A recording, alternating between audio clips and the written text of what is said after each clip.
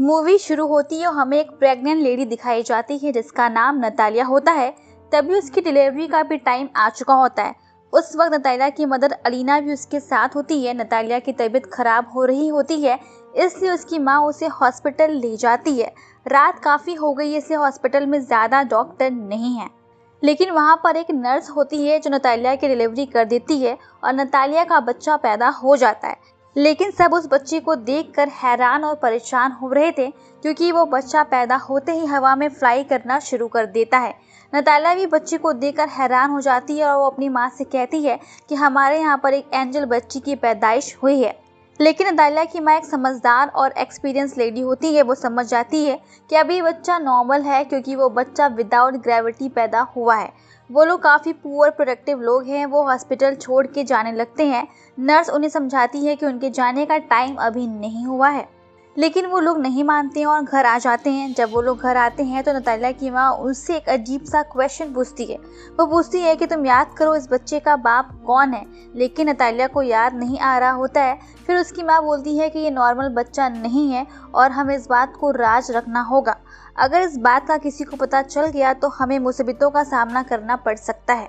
फिर वो उसका नाम सेलेक्ट करते हैं और उसका नाम ऑस्कर रखा जाता है। और सच में ऑस्कर नॉर्मल बच्चा नहीं था। उसे संभालना बहुत मुश्किल था, क्योंकि जब वो लोग उसे अकेला छोड़ते थे तो वो छत से ही चिपक जाता था और बहुत देर तक छत से चिपका रहता था। ये देखकर उसकी नानी उसके लिए काफ़ी सॉफ्ट बेड्स बनाती हैं और छत पर उसके लिए बेड्स लगाती हैं ताकि उसे चोट ना लगे। और उन्हें इस बात का भी डर था कि अगर वो बच्चा बाहर निकल गया तो वो हवा में उड़ जाएगा और स्पेस में चला जाएगा। तभी वो लोग ऑस्कर के लिए काफ़ी परेशान रहते हैं। धीरे धीरे वक्त के साथ वो बड़ा होता है, लेकिन वो घर पर ही रहता है। उसकी नानी उसे बाहर जाने नहीं देती है। घर पर रहकर वो मोस्टली कार्टून ही देखा करता है और ख़ुद को भी सुपरमैन की तरह इमेजिन करता था। वो कई दफ़ा अपनी माँ से पूछा था कि उसे बाहर जाने क्यों नहीं दिया जाता है। उसकी माँ उसकी बातों को इग्नोर कर देती है। ऑस्कर कई दफ़ा खिड़की से बाहर लोगों को देखा करता है। वो देखता है कि उसके जैसे बच्चे स्कूल जा रहे हैं, खेल रहे हैं, और वो सोचता था कि वो यहीं इसी घर में कैद रहेगा। एक दिन वो खिड़की खोल के बाहर जाने की कोशिश कर रहा है, तभी उसकी नानी आकर उसे देख लेती है और काफ़ी गुस्से में रहती है। और इस इंसिडेंट के बाद उसकी नानी घर के सारे विंडो को सील कर देती है और ऑस्कर को समझाती है कि वो कभी भी इस घर के बाहर नहीं जाएगा, ना उन बच्चों की तरह वो घर पर रहकर ही पढ़ाई करेगा। तभी ऑस्कर की माँ बहुत गुस्सा होती है और बोलती है कि हम कब तक इसे कैद करके रखेंगे। वो इसके लिए एक जैकेट लेकर आती है। उस जैकेट की पॉकेट में 2 पत्थर रखे होते हैं ताकि ऑस्कर उड़े ना, और वो उसे साथ लेकर बाहर जाती है। वो ऑस्कर को ये भी कहती है कि वो सुपरमैन की तरह उड़ सकता है, लेकिन ये राज किसी को मत बताना।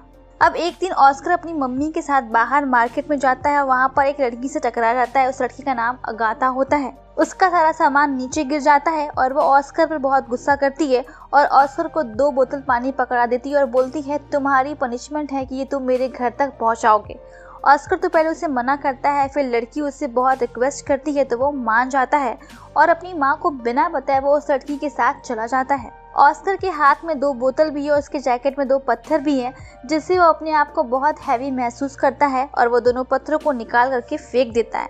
अब अगाथा के साथ उसकी फ्रेंडशिप भी हो जाती है। अब अगाथा अपने घर पहुंच जाती है और ऑस्कर से वो 2 बोतल पानी मांगने लगती है, लेकिन ऑस्कर को पता है कि अगर वो ये बोतल दे देगा तो वो उड़ जाएगा। अगाथा ना समझ होती है और वो ऑस्कर से बोतल छीन लेती है और ऑस्कर हवा में उड़ जाता है और वो जगह कवर्ड होती है, इसलिए वो ज़्यादा ऊपर नहीं जाता है। और ये सब देखकर अगाथा बहुत डर जाती है और चिल्लाने लगती है। ऑस्कर उससे हेल्प मांगता है, तभी अगाथा अपने कमरे से पत्थरों से भरा बैग लेकर आती है और ऑस्कर उसे अपने पॉकेट में भर लेता है और नीचे आ जाता है। अब इन दोनों में बहुत गहरी दोस्ती हो जाती है। ऑस्कर अगाथा को बोलता है कि ये सीक्रेट किसी को वो ना बताए। इधर ऑस्कर की माँ और नानी बहुत परेशान होती है। उन्हें लगता है कि ऑस्कर हवा में कहीं उड़ गया है, क्योंकि जो पत्थर उसकी पॉकेट में रखे गए थे वो उसकी माँ को बाहर कहीं पड़े मिले थे। तभी ऑस्कर अपने घर आ जाता है और उसकी माँ को अगाथा के बारे में बताता है। उसकी माँ पूछती है कि कहीं तुमने उसे अपना राज तो नहीं बता दिया, तो वो अपनी माँ से झूठ बोलता है कि नहीं, मैंने उसे कुछ भी नहीं बताया है। अब अगाथा और ऑस्कर एक दूसरे से मिलते हैं। अगाथा उसके घर पर भी आती है और दोनों साथ में खेलते हैं। इसी बीच उसकी माँ को ये पता चल जाता है कि अगाथा को सब कुछ ऑस्कर के बारे में पता है। तभी वो ऑस्कर को बोलती है कि अब तुम्हें उसके साथ नहीं खेलना है।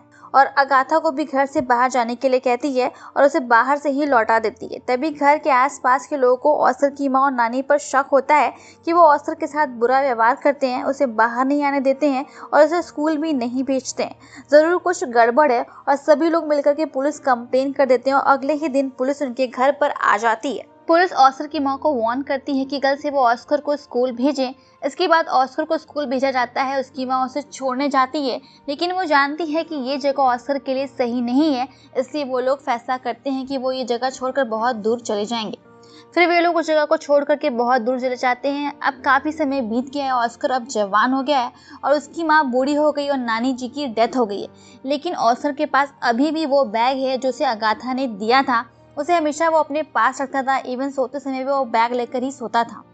लेकिन ऑस्कर की लाइफस्टाइल अभी भी वैसी ही है, वो अभी भी घर में ही रहता है। ऑस्कर अपनी माँ का, उसकी माँ उसका, उन दोनों एक दूसरे का बहुत ख्याल रखते हैं। लेकिन ऑस्कर घर में रह रहकर के एकदम फेडअप हो चुका होता है।